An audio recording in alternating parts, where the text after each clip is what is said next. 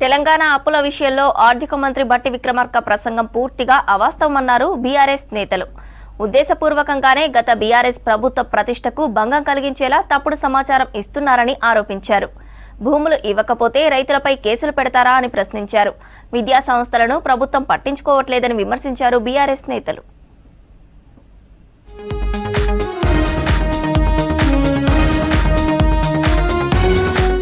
BRS శాసనసభాపక్షం తరపున ఆర్థిక మంత్రి బట్టి విక్రమార్కపై స్పీకర్ కు సభా హక్కుల ఉల్లంఘన నోటీసు ఇస్తామన్నారు బీఆర్ఎస్ వర్కింగ్ ప్రెసిడెంట్ కేటీఆర్. అప్పులపై ఆర్థిక మంత్రి ప్రసంగం పూర్తిగా అవాస్తవమన్నారు. అప్పులపై ఆర్థిక మంత్రి ఉద్దేశపూర్వకంగా తప్పుడు సమాచారం ఇచ్చి గత బీఆర్ఎస్ ప్రభుత్వ ప్రతిష్టకు భంగం కలిగించారంటూ ఎక్స్ లో పోస్ట్ చేశారు కేటీఆర్.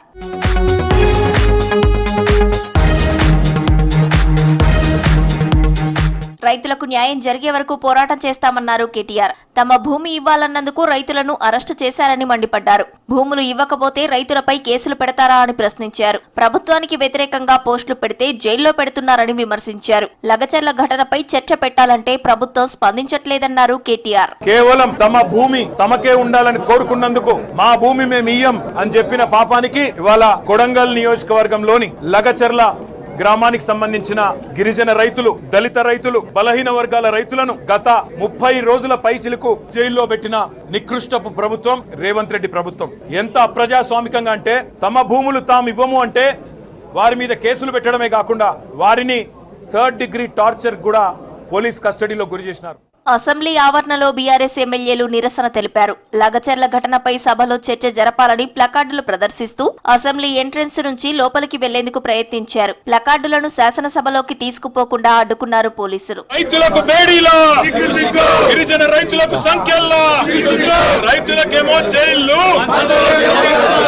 మేడ్చల్ జిల్లా కీసరలోని మహాత్మా జ్యోతిబాపులే బాలికల హాస్టల్లో ఎలుకలు కొరికి 5గురు విద్యార్థులు ఆసుపత్రి పాలు కావడం దారుణమన్నారు మాజీ మంత్రి హరీష్ రావు. కాంగ్రెస్ పాలనలో ఎలుక కాట్లు, కుక్క కాట్లు, పాము కాట్లు, కరెంటు షాకులతో విద్యార్థులు తల్లడిల్లుతున్నా పట్టించుకోని దుస్థితి వచ్చిందని విమర్శిస్తూ ఎక్స్ లో పోస్ట్ చేశారు హరీష్.